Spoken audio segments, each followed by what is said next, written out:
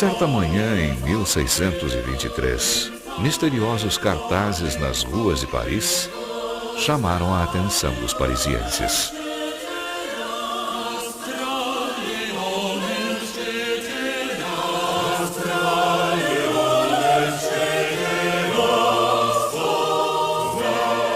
Nós, delegados do Colégio Principal dos Irmãos da Rosa Cruz, estamos fazendo uma visita visível e invisível a esta cidade, pela graça do Altíssimo, para o qual o coração do justo se volta. Nós mostramos e ensinamos, sem livros ou sinais, como falar todos os tipos de língua dos países em que desejamos estar, a fim de tirarmos nossos companheiros do erro fatal. Se alguém desejar nos encontrar por mera curiosidade, jamais se comunicará conosco. Entretanto, se de fato a vontade o fizer somar seu nome ao registro da nossa fraternidade, nós, que avaliamos pensamentos, faremos com que ele veja a verdade das nossas promessas, porquanto não estamos estabelecendo nossa casa na cidade, uma vez que pensamentos somados à vontade sincera do leitor serão suficientes para nos tornar cientes dele e ele de nós.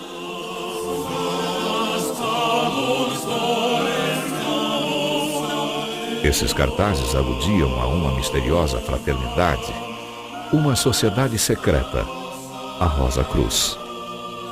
Não era a primeira vez que se falava dessa fraternidade. Alguns anos antes, ela já havia publicado 3 manifestos que ficaram famosos no mundo esotérico: o Fama Fraternitatis, o Confessio Fraternitatis e o Bodas Químicas de Christian Rosenkreuz, publicados respectivamente em 1614, 1615 e 1616. Sabemos hoje que esses 3 manifestos foram escritos por um colégio de Rosa Cruzes, o famoso Círculo Tübingen. Entre eles estavam Johann Valentin Andrea, Tobias Hess, Johann Arndt, Abraham Holzer e Christopher Besold, para citar apenas os mais importantes. Todos apaixonados por hermetismo, alquimia e cabala.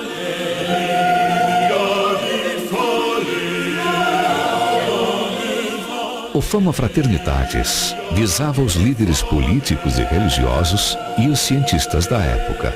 Ao mesmo tempo em que denuncia a situação geral que prevalecia na Europa, esse documento revela a existência da Ordem da Rosa Cruz através da alegoria de Christian Rosenkreuz. Desde a jornada que ele empreendeu pelo mundo afora, antes de encontrar a fraternidade dos Rosa Cruzes, até a descoberta de sua tumba. Esse manifesto reclama uma reforma universal.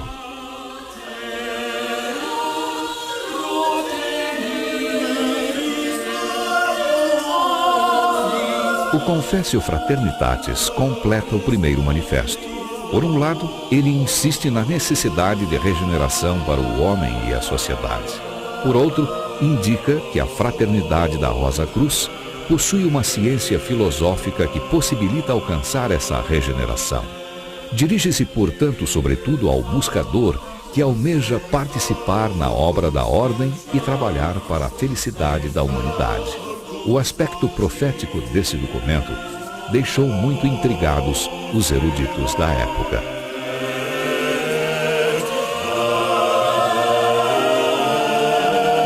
O Bodas Químicas de Christian Rosenkreuz está escrito num estilo muito diferente dos 2 primeiros manifestos. Ele descreve a jornada de iniciação que representa a busca da iluminação. Essa jornada de 7 dias acontece basicamente num misterioso castelo, onde vai ser celebrado o casamento de um rei e uma rainha. Simbolicamente, as bodas químicas descrevem a progressão espiritual que leva o iniciado a atingir a união entre sua alma, a noiva, e Deus, o noivo.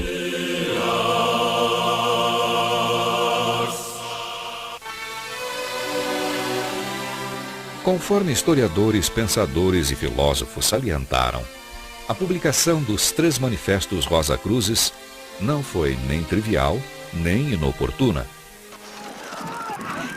Foram publicados num período em que a Europa estava passando por uma crise existencial importantíssima. Estava politicamente dividida e dilacerada por conflitos econômicos.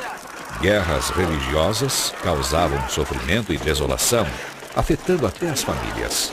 A ciência estava deslanchando e tinha uma orientação materialista. As condições de vida eram miseráveis para a maioria do povo. Por tudo isso, a Rosa Cruz saiu de seu lendário silêncio para clamar por mais humanismo e espiritualidade. Para resumir o ideal que animava a Rosa Cruz do século XVII, podemos citar Comenius, considerado hoje o pai espiritual da Unesco. Desejamos que todos os seres humanos, juntos ou individualmente, velhos ou jovens, ricos ou pobres, nobres ou plebeus, homens ou mulheres, tenham uma educação completa e se tornem seres realizados. Desejamos que sejam plenamente educados e instruídos, não somente nesse ou naquele ponto, mas em tudo o que possa permitir que realizem integralmente sua essência, que aprendam a conhecer a verdade e não ser iludido pelas aparências, a amar o bem e não ser seduzido pelo mal, a fazer o que deve ser feito e se afastar do que deve ser evitado, a falar sabiamente de tudo com todos. Enfim, a sempre tratar as coisas, os homens e Deus com ponderação e não levianamente, e a nunca se desviar de sua meta, a felicidade.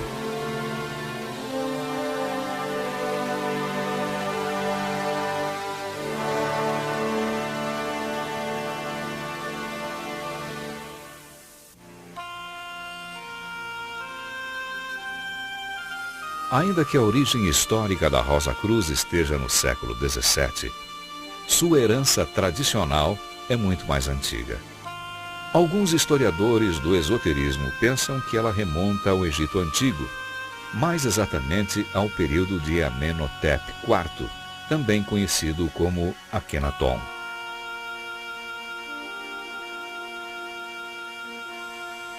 Como confirmado por muitos egiptólogos, nesse período existiam as chamadas escolas de mistérios, onde eram estudados os mistérios do universo, da natureza e do homem.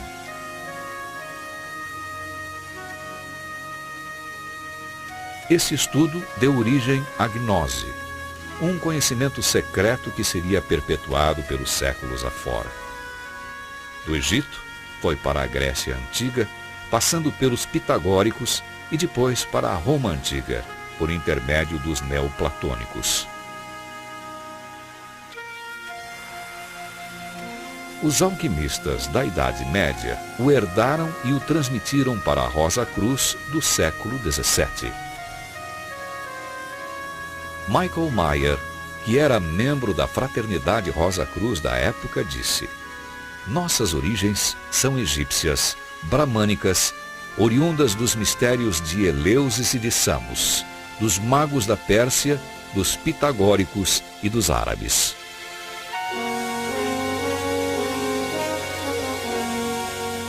Isso significa que a antiga herança se estagnou no século XVII? Não. Ela se perpetuou pelos séculos seguintes e deu origem a muitos ramos Rosa-Cruzes. No século XVIII, o mais importante era conhecido como Ordem da Rosa Cruz de Ouro do Antigo Sistema.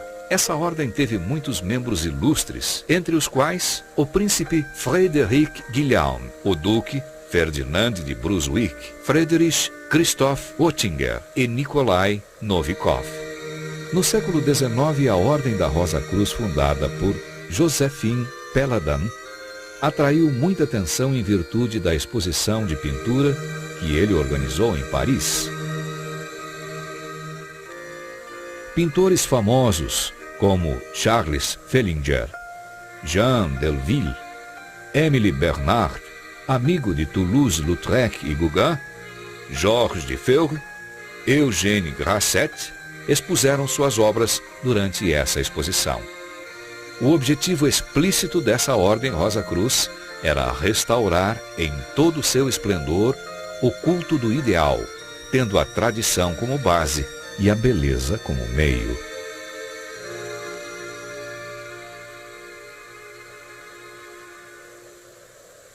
Uma outra escola de pensamento, a livre maçonaria, nasceu na Inglaterra no século XVIII.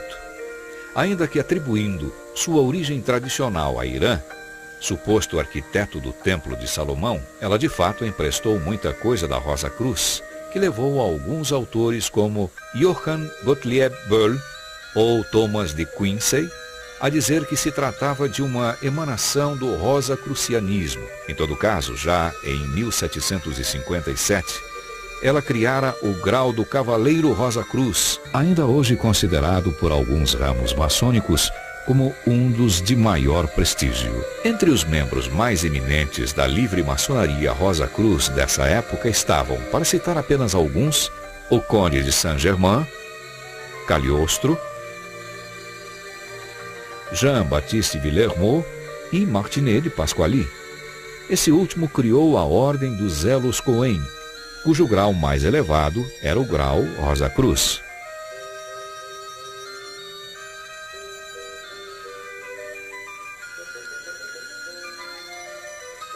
Desde o início do século XX, a herança Rosa Cruz está sendo perpetuada no mundo pela Antiquus Mysticusque Ordo Rosae Crucis, isto é, a antiga e mística Ordem da Rosa Cruz, cuja sigla é a MORC.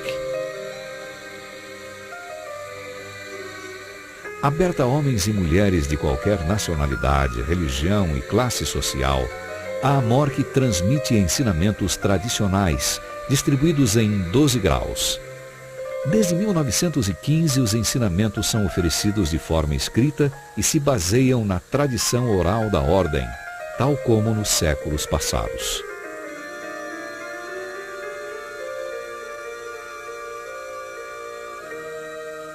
Além disso, os Rosa Cruzes podem se reunir voluntariamente em lojas para efetuar sessões de trabalho coletivo.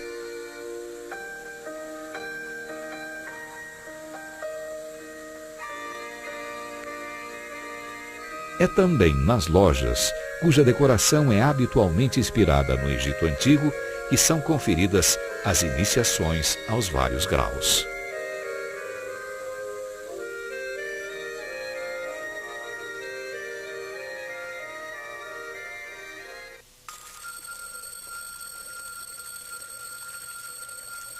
De que tratam os ensinamentos Rosa Cruzes? A julgar pela literatura esotérica, eles cobrem um vasto campo e integram os grandes temas da tradição, entre os quais as origens do universo, a natureza de tempo e espaço, as leis da matéria, da vida e da consciência, os mistérios da morte, da vida após a morte e da reencarnação, o simbolismo tradicional e a ciência dos números.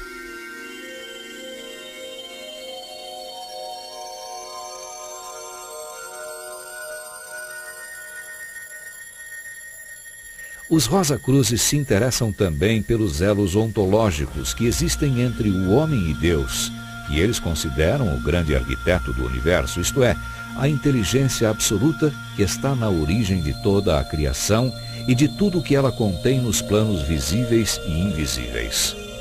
Quanto a isso, seu estudo se concentra mais nas leis divinas do que propriamente em Deus.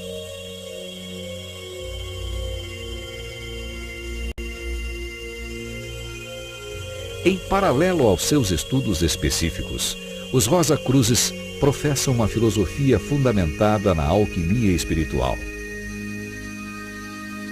Essa forma de alquimia não consiste em transformar metais comuns em ouro, como faziam os alquimistas antigos, mas em transmutar as imperfeições da natureza humana nas suas qualidades opostas, como, por exemplo, orgulho em humildade, egoísmo em generosidade, intolerância em benevolência. Para pôr em prática essa filosofia, os Rosa Cruzes se empenham em se aprimorar, de modo a se tornarem melhores em suas atitudes e em seus comportamentos. Para eles, o mal existe na Terra somente porque os homens são complacentes com suas fraquezas e não aspiram suficientemente ao bem. O humanismo Rosa Cruz consiste, portanto, em melhorar o mundo, melhorando o indivíduo.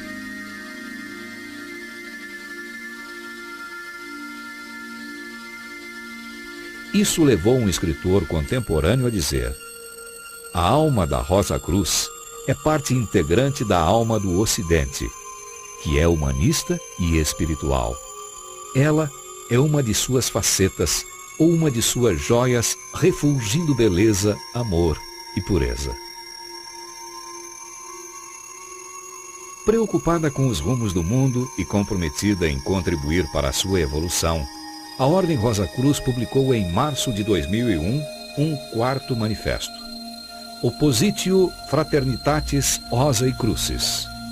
Enquanto os 3 manifestos publicados no século XVII se dirigiam à elite intelectual, esse novo manifesto visa um público mais amplo.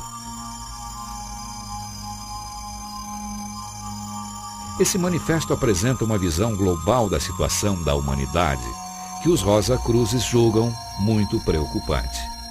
Segundo eles, o mundo se tornou demasiado individualista e materialista, o que explica a crise que ele está enfrentando em muitas áreas.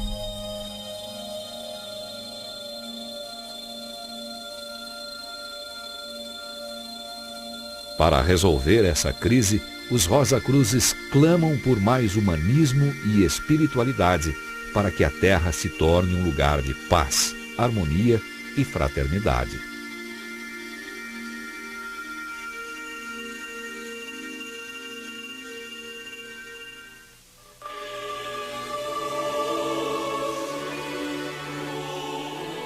Goethe escreveu: quem casou a rosa com a cruz?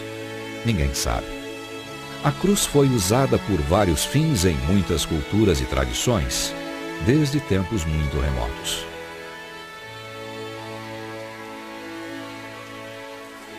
Quanto à rosa, sempre foi um símbolo de graça e amor. Para os Rosa Cruzes, a união desses 2 símbolos tem uma significação toda própria. A cruz simboliza o corpo físico do homem e a rosa, em seu centro, simboliza sua alma no processo de evolução. Juntos, a rosa e a cruz representam, portanto, a dualidade do ser humano e o fato de que ele evolui de vida em vida rumo à perfeição. De acordo com a tradição Rosa Cruz, quem atinge a perfeição não é mais obrigado a reencarnar. Eternamente desabrochada, a rosa de sua alma não precisa mais da cruz para se aperfeiçoar e está para sempre na imensidade divina.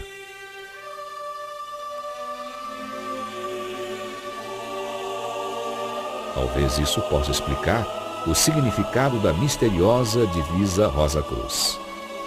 Ad rosam per crucem, ad crucem per rosam.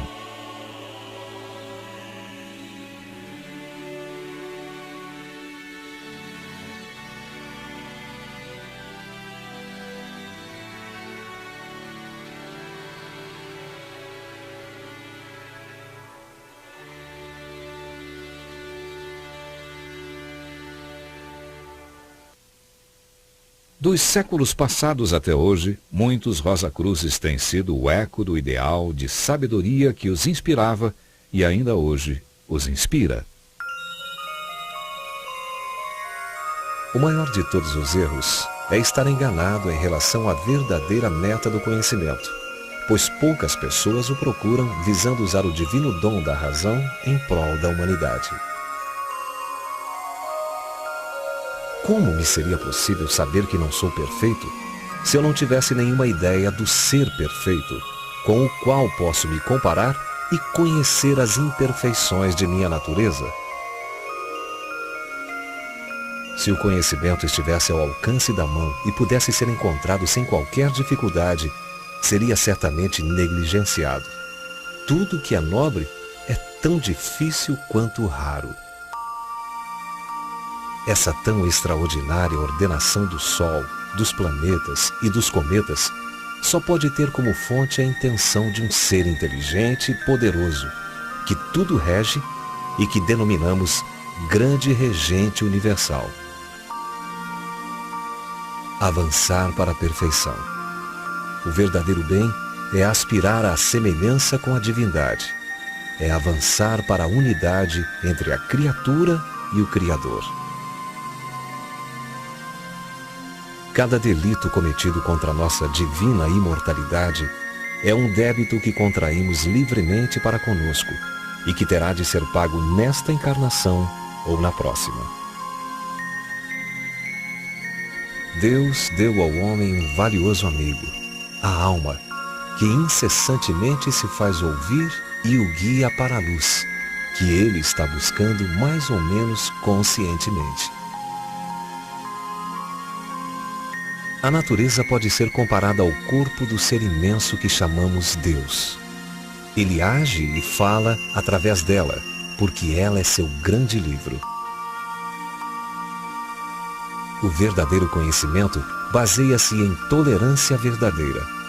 Da tolerância verdadeira vem a compreensão plena, e a verdadeira compreensão dá nascimento à paz que ilumina e purifica. Todos os seres humanos têm uma filiação comum. São da mesma essência espiritual e vêm do mesmo Criador. Todos são, portanto, irmãos e irmãs, a despeito de raça, crença ou outras distinções.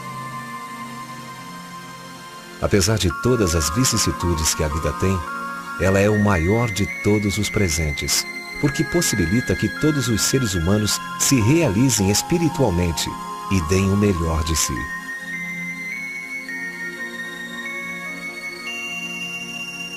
Creio em Deus e no amor, porque amo a Deus e porque Deus me permite amar.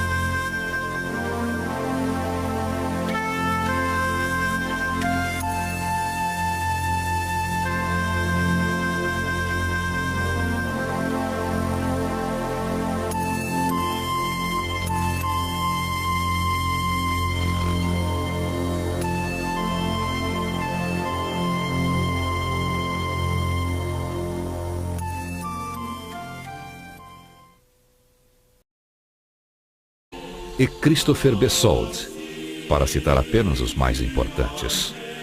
Todos apaixonados por hermetismo, alquimia e cabala.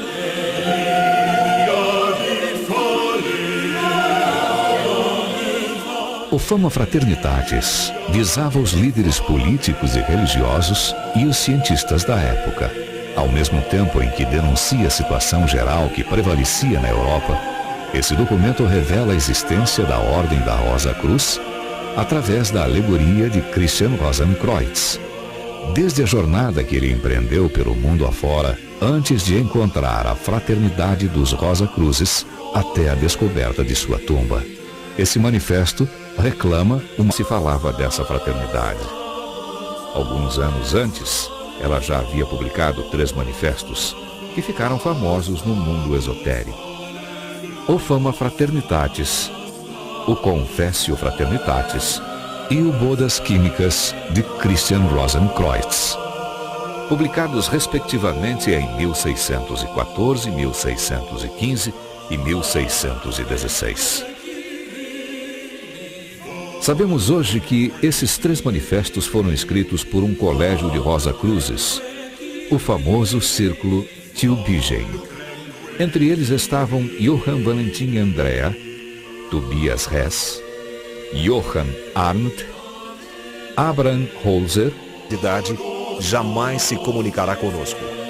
Entretanto, se de fato a vontade o fizer somar seu nome ao registro da nossa fraternidade, nós, que avaliamos pensamentos, faremos com que ele veja a verdade das nossas promessas, porquanto não estamos estabelecendo nossa casa na cidade, uma vez que pensamentos somados à vontade sincera do leitor serão suficientes para nos tornar cientes dele e ele de nós.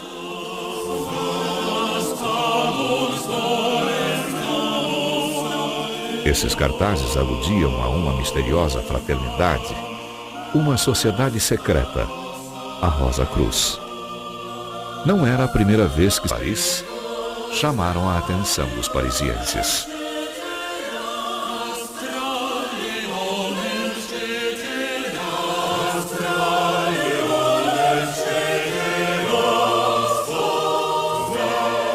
Nós, delegados do Colégio Principal dos Irmãos da Rosa Cruz, estamos fazendo uma visita visível e invisível a esta cidade pela graça do Altíssimo, para o qual o coração do justo se volta. Nós mostramos e ensinamos, sem livros ou sinais, como falar todos os tipos de língua dos países em que desejamos estar, a fim de tirarmos nossos companheiros do erro fatal. Se alguém desejar nos encontrar por mera curiosidade,